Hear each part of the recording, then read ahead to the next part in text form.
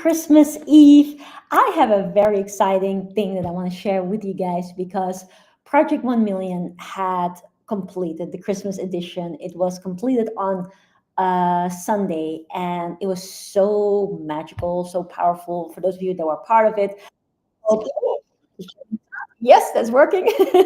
But I hope you guys enjoyed it and were part of it as much as I have. But what I wanted to share is not only was the event so magical and we just really see people transform so much, we also had so many people come back and sharing results that they have been able to gain. People that start to implement some of the things that they were shared that were shared during the event and start to see the results, whether there was sales or whether there was an abundance of leads or appointments or other things happening in their lives. But also a beautiful amount of questions have come in, and today I'm looking to share with you guys a really important one, actually two very important one. Number one is, should I find an investor or should I get my my cash flow, my sales up? And the second one is, how do I position myself as a solopreneur? So kick back, relax, let's get started, everybody.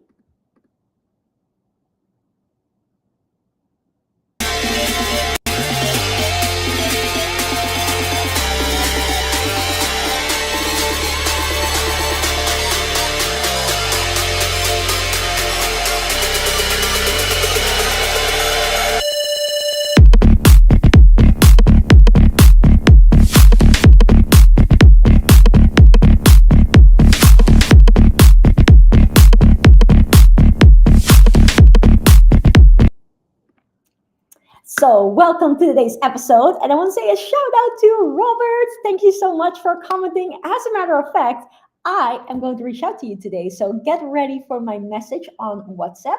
And I've got something really exciting to share with you. So, that all being said, let's dive into the question. So, what I wanted to share with you is a little bit of more of the outline of the message that I had received without obviously sharing anything about the details of who this question comes from. But I do want to make sure that people understand the context of the question, because this is the type of question that we do get a lot. A lot of the time people feel that they need more financial backing before they are able to take certain steps forward. And as much as obviously with more money, more things can be done, there's one lesson that I learned from the original founder of Instagram that really struck a chord with me ever since I heard it. And that was actually before I went into business, but it always stuck by me. And he said, if you scale a business, you scale everything. Meaning you also scale the faults, you also scale the things that are not going well.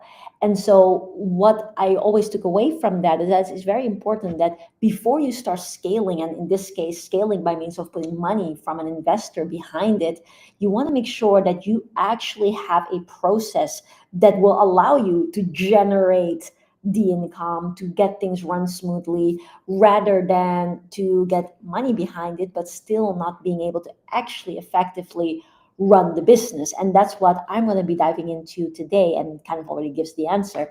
But basically, to give a little bit more context to this incredible person, just again, paraphrasing here, this person has been working over the past 5 months on the business. This person is extremely skilled, has worked with clients before, but at this moment is running a business all by themselves. Contacted more than 400 potential clients.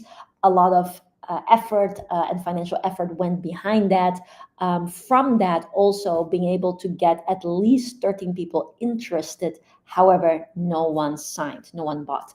And in this also a problem that is being addressed is that it seems, especially with the field that this person is in, that it's like you need to have a team, or this person thinks that a team is required in order to position yourself, because if you are just a one man or a one woman band, that then certain companies or certain potential clients may have their questions of whether you can do the job.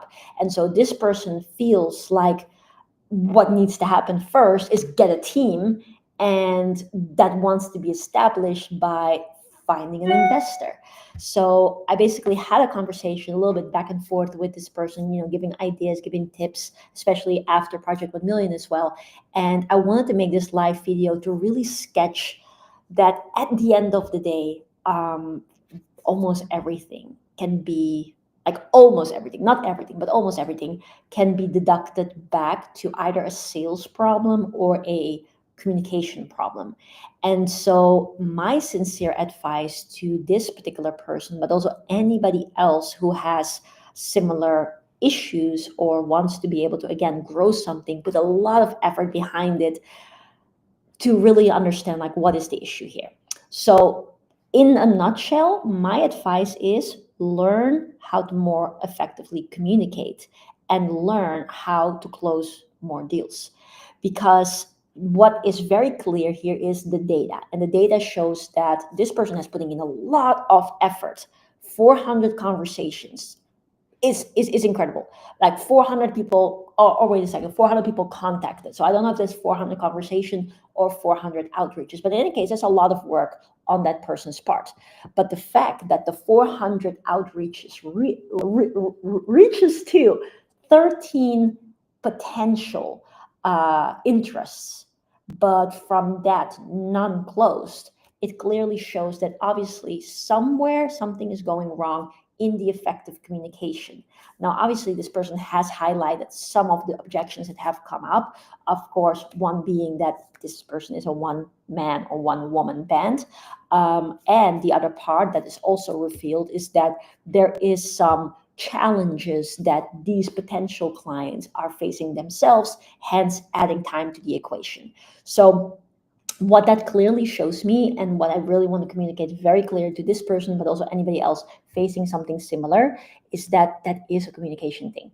And what the first and foremost, most important thing is that everybody needs to understand is obviously that there are 4 types of objections. So write that down if you haven't written it down ever before. Number 1 is money. Number 2 is time. Number 3 is stall, which means that adding time to the equation by means of thinking about it, discussing it with so-and-so. And the third one, or the fourth one, is product. Product meaning that either they're not sure whether your product can solve their problem, or they're unsure about themselves. And unsure about themselves is almost always what it comes down to. And that doesn't necessarily mean that they're unsure on their own ability, but they are unsure sometimes because of past experience, past investments, whether or not they can make the return on this particular investment. And that's not necessarily because you cannot do the job in their mind. Maybe they think you can do the job, but they may not be sure because they had investors before where they did have all the beautiful ideas of making that money back and then some, but they are unsure about their own ability of actually making their part of the equation come true, or even having some doubt in their own ability to make a decision again. And so that's what this almost always comes down to. So when a person says money, which is some of the objections that this incredible entrepreneur is getting, then what you have to understand is that it's hardly ever money. Like, that does not mean that people do not sometimes really have a shortage of money, but that doesn't mean that that cannot be solved. So what does that then mean for you as a person when you're dealing with sales and reaching out to 400 potential people, but none of them saying yes? It then basically comes down to what is the title of Grant Cardone's book, which is Sell or Be Sold. Who is doing the selling here? If you say, okay, I know I can help this person, but out of the 400 people, and then that going to, I don't know how many conversations, but then leading to 13 different proposals, but then all of them still coming back as a no, it means that these other people were doing the selling and you got closed. So if I'm speaking to a potential client and this person says to me, I really want to work with you, but right now this, that, and the other. And if I just say, okay, and I accept that, then I'm sold. I'm sold on what they're telling me is their situation and what they believe to be the truth, or what they at least say to be the truth. But if I am the one selling, then I know, hey, wait a second. I know that what I do can make a difference to this person. And I understand that at this point in time, they're giving me this as a reason as to why they cannot move forward. But what I have to do in that case is first and foremost realize, is that really the thing? And that's also where in the sales teachings of, for instance, Grant Cardone, he talks about isolating. So is this really the only thing? Maybe it is something totally different. Maybe they're just saying money is a thing, but actually it is the spouse or it is the business partner that has told them that this, that, and the other. Whereas actually, maybe there's plenty of money. They're just, again, afraid of taking that step forward because of things that occurred in the past. So being able to isolate it is really you checking in with them. So, okay, other than the money, is there any other reason why you wouldn't take this step forward? So that's really figuring out, is it really the money or is there something else? But then the second part is, and again, Grant Cardone speaks about this so abundantly, is validating. Is that actually the reason? And is it actually that they do not have the money? Or is it simply that they do have some money, but because they have not seen much results themselves, they're afraid that their resources will be depleting unless something changes. So they're a bit more fearful to use the money that they do, in fact, have. And whatever the case comes out, if they say, well, actually, I do have the money, but I'm a little bit afraid, which a good effective communicator will be able to deduct from that conversation, you will then be able to see, okay, well, what if that is the case, then let me bring you more certainty. So let me explain that I am going to help you this way and that way and the other way. Or another possibility is, even in the case when money is there, or if the money isn't actually physically there completely, that you can then have a negotiation about, okay, how else can I make this possible for you? Maybe there can be a payment plan. Maybe there can be some sort of other arrangement that would put the person in a lot more of a comfortable situation to say, yes, I'm going to take this step forward. Now, obviously, at the foundation of all of this, oh, I love your comments, Robert. Thank you so much. And hi to Josie as well. So at the foundation of all of this, of us being able to have that very direct communication to be able to solve whatever the situation is, does lie that we have to be totally sold on what we do. Like, I would not be able to go and ask all of these more direct, hard, or personal questions if I didn't know 100% that with my help, that other person's life can change or their business can change. And so that lies at the foundation of it. I have to be sold on what I do first. So if that is established and you are 100%, I'm saying this also directly to that person that asked me all these questions, is that if you are 100% sold, that you know that with your efforts, their business is going to thrive and their life is going to change, and it will definitely be a step in the right direction. Then also comes the next phase, and this is what I always feel is a very strong and important thing for people to understand when it comes to sales, is that selling, this is our second definition of sales, which is selling means that you care about someone so much that you don't give up on them, even though they have given up upon themselves. And when I say given up upon themselves, doesn't necessarily mean that the person says, oh, I give up on myself. It just simply means that maybe that person has given up on their confidence in themselves to actually be able to make the right decision for themselves. And that's a very big thing too.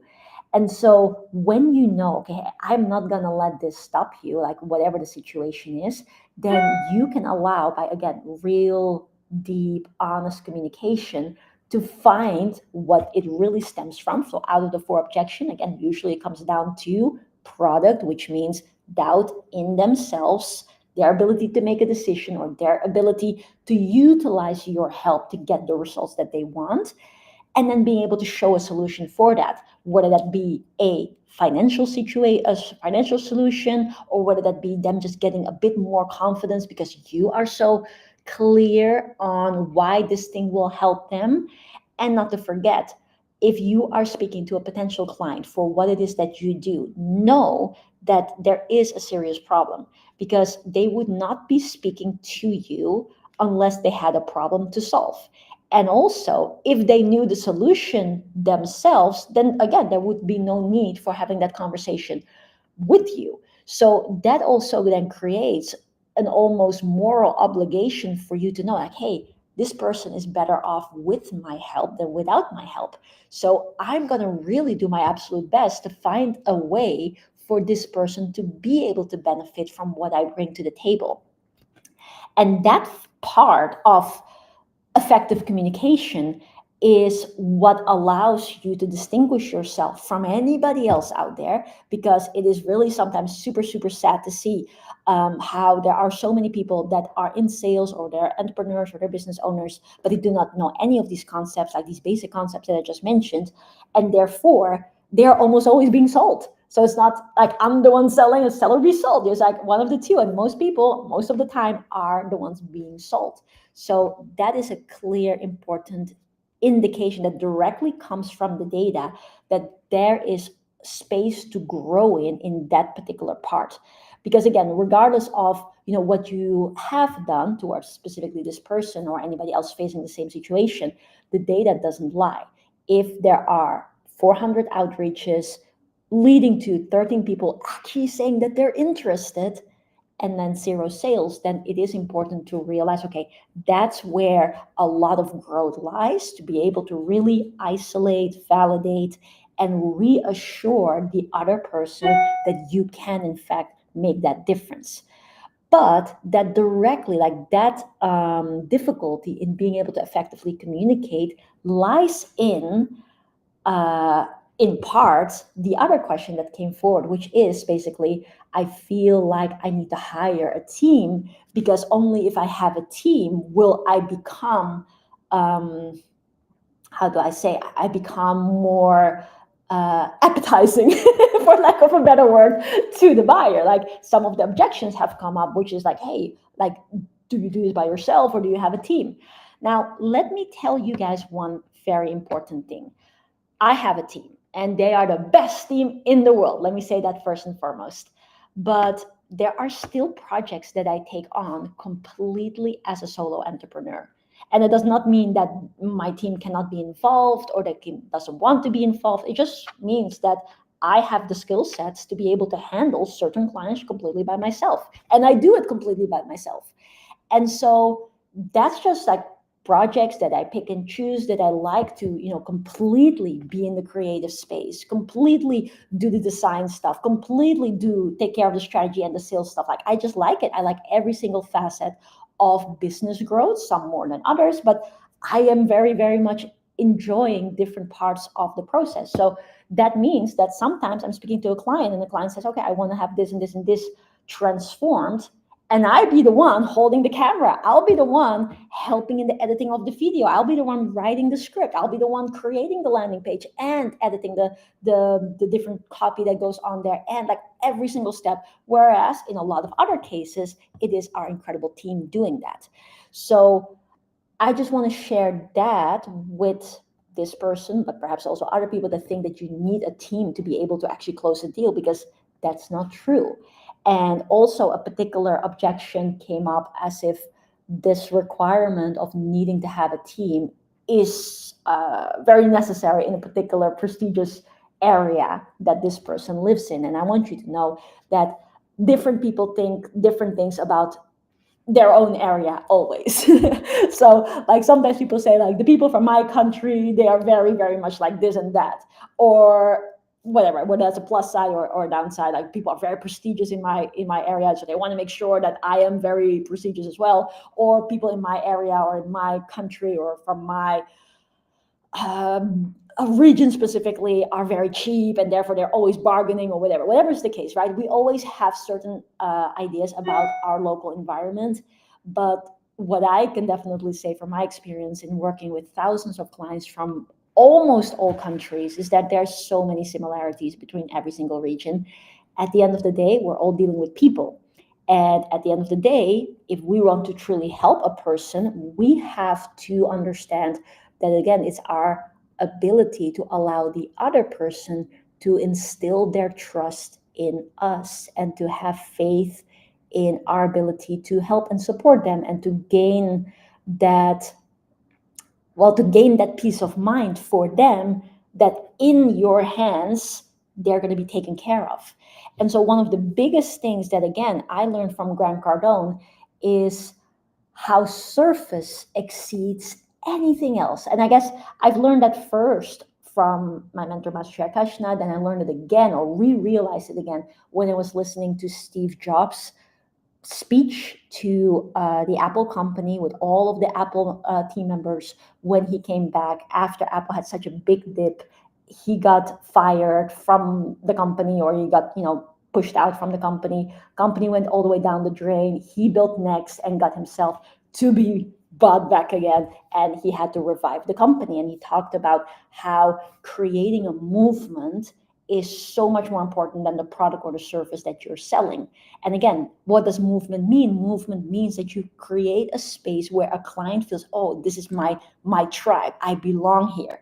And then the third time that it really locked in even more for me is when I heard Grant Cardone say it in a particular example where he was actually in a car dealership.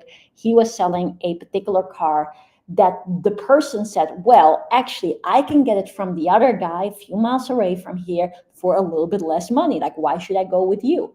Well, he said, okay, you might think that, I'm paraphrasing, but you might think that is exactly the same deal when you buy it there, when you buy it here. But let me make one thing clear. Nowhere else apart from here do I come with the deal. I'm going to look after you. I'm going to surface you. I'm going to make sure that you can refuel your oils. You can do this, you can do that, that I'm going to be there. So if there's anything else that you need help with, you can reach me. I'm giving you my personal phone number, and I'm going to make sure that you have that peace of mind. And when I heard that, and when I also heard that the client was happy to pay a lot more for working with this dealership because Grant came with the deal versus the other where he can get it cheaper, but apparently did not have that level of service, is when I also realized, yeah, that's the most important thing. And so where lies this difficulty in thinking then? And especially I get it for a lot of entrepreneurs that are just starting, or a lot of entrepreneurs that are in business for a little while, but are just not getting the results that they would like to get. It really, like, every single objection that you're getting from a potential client is feeling like a hit. And it's a very real big thing. I feel that too. It's just that right now at this moment, I obviously have got a lot of calls under my belt, whereas maybe 1,000 calls before, I had a lot less certainty. But even right now, I still feel it when a person says something that I'm just like, no, why are you saying that? And sometimes when you care about something so much, it does obviously connect with you emotionally. And it could be that that is a day that was more of a character building day, so then everything feels heavier. And that's just normal. It's part of being a human, and it's part of what we all have to go through. But again, in that process, it is important that we are operating on not just, the emotions, even though I do believe that emotion is important because it allows us to be sensible, or it allows us to be, well, not sensible, it's not the right word, like sensitive, I guess, to what the other party also is needing in their breakthrough. But you also have to be very logical, and you have to understand what are the different parts of the conversation and which statements, objections, or merely complaints actually really make sense and which do not. And in my book, and again, this is the same for the mentors that I've worked with or the top people that I've collaborated with, certain things just do not make sense whatsoever. And it's just literally a complaint. So if a person says, oh, you don't have a team, thank you for clarifying the obvious. That's not going to stop me from helping you. And that's an important thing. And again, I also want to state that this person in a more creative niche has obviously got a number of different things to do. But who says that one person cannot do it all? Ever since my rookie years, I've been able to close those bigger, creative, done for you type deals where I was the only one doing it. And even still to this day, I have certain deals where I pick and choose and I say, okay, I want to be involved personally in every single phase instead of our team doing it beautifully. It's just the nature of certain projects that I like to personally fully be involved. Does that stop me from closing any of these deals? Absolutely not, because I can effectively communicate to the client, and it's actually viewed in some cases by the client as a very lovely thing, because then they know, okay, so the person that I communicate with, the person that I've started to build trust with, is going to personally look after me. How awesome is that? Not to mention that my team is absolutely phenomenal and better at certain things than I am. But that's sometimes even an honor for the client, as long as you know how to effectively communicate that. So if you are wondering, thinking like, oh, but I need to have a team, like, who is the one that's speaking to the person? I'll tell you an equally as exciting objection that a person might give you when you do have a team, which is, oh, is your team going to look after this? Oh, is this person good enough? Oh, where is this team member? Like, can you not look after it? So that's the opposite one that you can also get. So I also have so many clients that do have a team, and then they have to learn how to effectively communicate that they're in great hands with the team. So whichever way you spin it, the main issue at hand for this person, as well as so many other people in a similar stage in their business, is not whether you have a team, is not whether you put more money behind the operation. The main thing is effective communication and you being able to sell. And here is then the other part. Imagine that you do get that investor on board, and imagine that you do get the 1, 2, 3 team members. You're still going to need to be able to sell, because once you scale the business by putting money behind it from an investor or in another fashion, what you scale up is not just the money behind it or the amount of team members that are on it. You also scale up the problems. And a clear problem or exciting opportunity within the business right now is the ability to actually create revenue. Now, also note that any investor will look for that. Any potential investor will look at the business, will ask the question, say, okay, I'm going to invest this portion of money, but when am I getting my return? How's this going to happen? So an even bigger thing as well, to be able to effectively communicate to an investor why this is such a great opportunity for them to invest money with, and they're going to see their return, is if they know that cash flow is going to be able to be generated. Now, obviously, there are investors that are willing to put money down for people that are starting from scratch, but they do want to know, how is this person going to produce my return and on which time scale? And even if this person is potentially a newbie, I do want to then know that this person either has training or support or something that will put them in a position to do the job. Otherwise, the investor is gambling their money in the hopes that with more team members, something is all of a sudden going to change.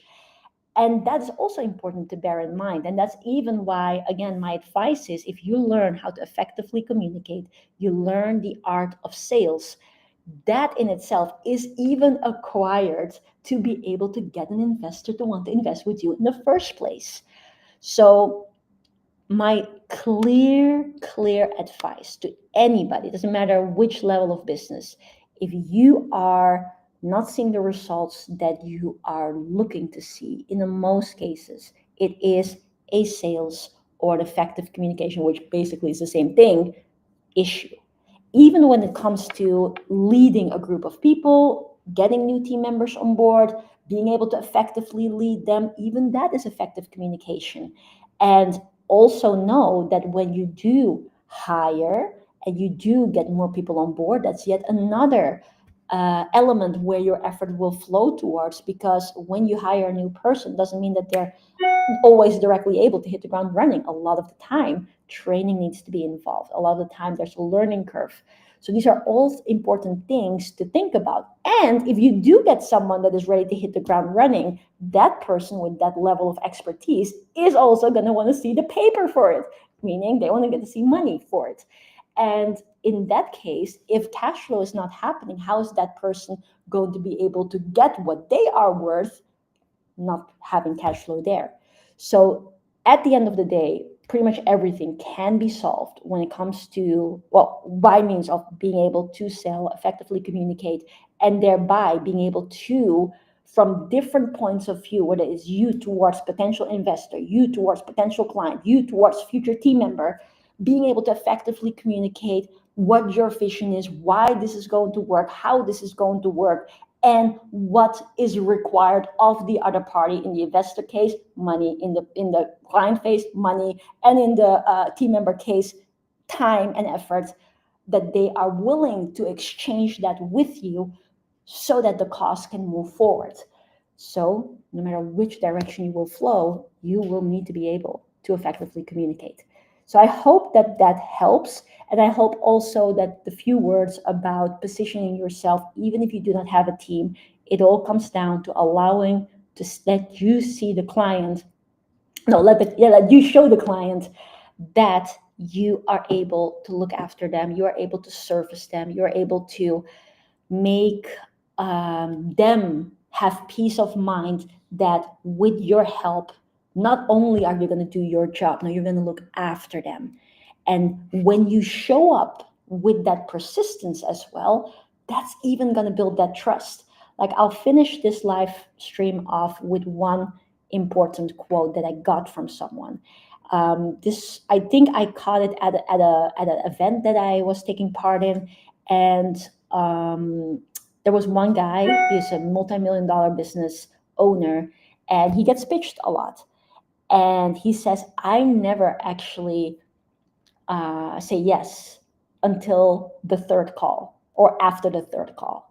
And then this person says, why? Because obviously you've gotten a lot of success. Surely you are a very decisive person and you are able to make decisions. You're not like, why would you add that time to the equation? And he said, very rightfully so, I do that because I want to see who really can earn my business.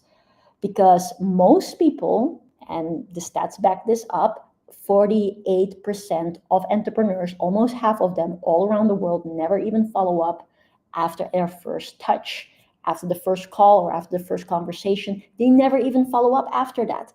And so this gentleman, who is very seasoned in business and has built, I don't know, several multi-million dollar companies, said, I want to see when I hire someone to do a particular job. So whether that is a creative thing or whether it's a marketing thing or whatever, someone that he brings in, pays them and gets them to do something to advance his company, he makes sure that he waits until the third or after the third call, so that then he can see, is this an average person that will only just do one, two, and that's it? Or is this actually someone that will earn my business? Because if you can earn my business, then I'm willing to have you keep getting my business. And that, in conclusion, is also what Dave Robards once said in one of the sales rallies that I attended. Dave Robards being one of the senior sales guys in the Cardone company. And he said this: when you are following up with a person and you feel a bit funny about it, because some people that are just starting, they feel funny about follow-up. They feel funny about getting back in contact with a person after they have said no, or after they said maybe, or after they said later. But he says this: if a person comments to me about me following up on them more than what they probably expected, then he says this: if I work this hard to earn your business, imagine how hard I work to keep your business.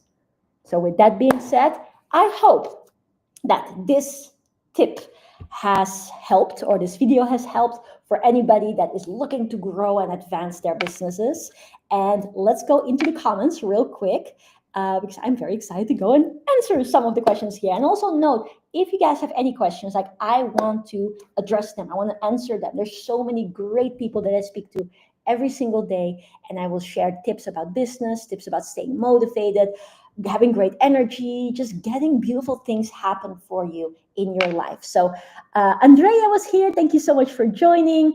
Ev, Ev, Eveready Bet. I don't know. What is your name, please? Yeah, you said, I'm glad I made it. I'm very glad you made it too. But please let me know, who are you? And Robert is saying, that's what I do. I connect with people who need money for real estate. Beautiful. Very, very nice. And also, thank you, sound advice. Thank you so much. I connect 8 times. There you go. There you go. Exactly. And this is a very important thing and a very powerful thing. And I, again, want to really say to people that there's so many people that feel really, really funny about connecting with people or following up with people. But at the end of the day, if you really truly know that what you have to offer is incredibly valuable to the person, why would you feel weird about it? Because I know that this person is better off with what I do than without it. So isn't it just really thoughtful that you continue to reach out to a person, continue to add value, continue to allow a person to see a better future and move them towards it? I definitely think it is. So with that being said, have a beautiful rest of your day, everybody. Robert, I'm going to reach out to you probably actually on Facebook because you never seem to see my WhatsApp messages. So I'll send you a Facebook message directly after this live stream. And if you guys, again, have any questions, please feel free to drop them below. I'll go over it. And in my episode tomorrow, we'll be able to go into that as well. Now, with that being said, have a happy holidays, everybody. Happy Christmas, happy other things, and happy business as well. All right, catch you guys tomorrow. Bye bye.